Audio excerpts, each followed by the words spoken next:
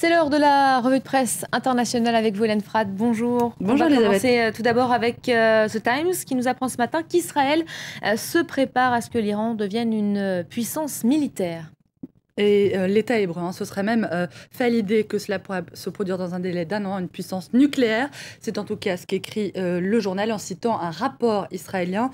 Concrètement, ça signifie qu'Israël aurait préparé des scénarios pour réagir à un éventuel essai nucléaire iranien. C'est une info qui est diffusée à un moment où l'Agence internationale de l'énergie atomique annonce que l'Iran a commencé la production d'uranium enrichi à 20%. Une production qui est évidemment au cœur du conflit qui oppose la communauté internationale à l'Iran depuis des années. La communauté internationale qui craint que ce programme n'ait des objectifs militaires, et ce malgré les dénégations répétées de Téhéran.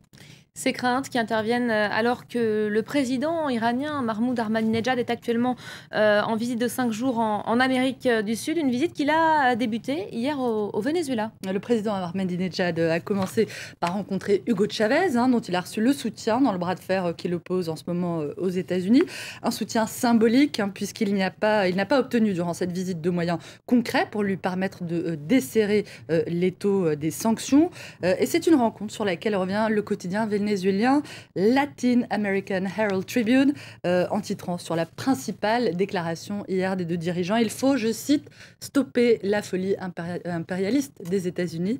Le journal qui nous apprend par ailleurs que les étapes suivantes de la visite d'Ahmadinejad, c'est le Nicaragua, Cuba, puis l'Équateur.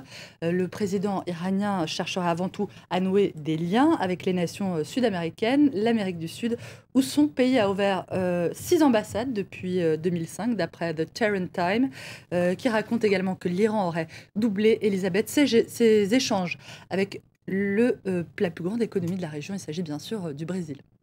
À voir également ce matin ces informations publiées par le Washington Post qui racontent comment des agents américains ont aidé un trafiquant de drogue mexicain à blanchir des millions de dollars. D'après The Washington Post, le gouvernement mexicain aurait autorisé un groupe d'agents infiltrés au sein des cartels à aider un gros trafiquant mexicain à blanchir des millions de dollars. Il y en aurait eu pour 2,5 millions. C'est une info révélée au départ par un magazine mexicain, The Washington Post, qui livre ce matin un autre chiffre, 45 000, Elisabeth, ce serait 45 000 Mexicains qui auraient été tués depuis 2006 dans les violences liées au trafic de drogue. La plupart de ces victimes étant le fait des guerres que se livrent ces cartels entre eux, des cartels qui exploiteraient également des enfants pour faire passer la drogue aux États-Unis, d'après le quotidien indien The Asian Age, et le quotidien qui nous donne cet autre chiffre ce matin, ce que ce travail rapporte, $500 pour traverser la frontière avec de la drogue. Un autre chiffre, $1 000 pour garder une victime d'enlèvement pendant 1 mois, $1 pour livrer des informations sur les mouvements des forces de l'ordre américaines.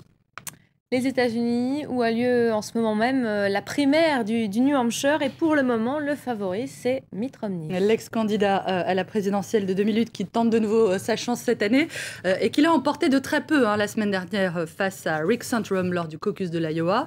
Mitt Romney que la base républicaine trouve un peu trop modérée, d'où sans doute cette déclaration qu'on a trouvée dans The Independent. Jamais être capable de virer les gens, a-t-il dit.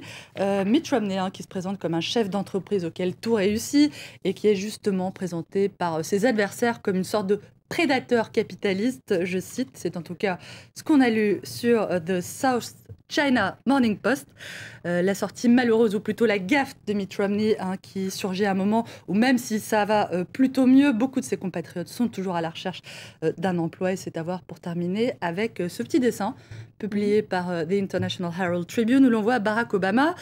Quelqu'un demandait à Barack Obama s'il a une idée de qui sera son adversaire en novembre prochain. Il répond oui. Derrière lui, on voit un gros monsieur, très gros monsieur, qui n'a pas l'air content du tout. C'est son seul et unique adversaire, l'économie américaine. Sacré défi à relever, effectivement. On va terminer, je ne sais pas ce qui se passe, par une belle histoire. Une belle histoire, ou plutôt une jolie photo, Elisabeth. Ça change. La famille de Beryl O'Flynn, une Galloise de 85 ans qui a, tenez-vous bien, ah oui, grosse famille, 10 enfants, 48 petits-enfants, 73 arrière-petits-enfants, 5 arrière-petits-enfants, 126 personnes au total. Pas mal. On s'est reproduit. Merci beaucoup, Hélène. C'est la fin de la revue de presse internationale.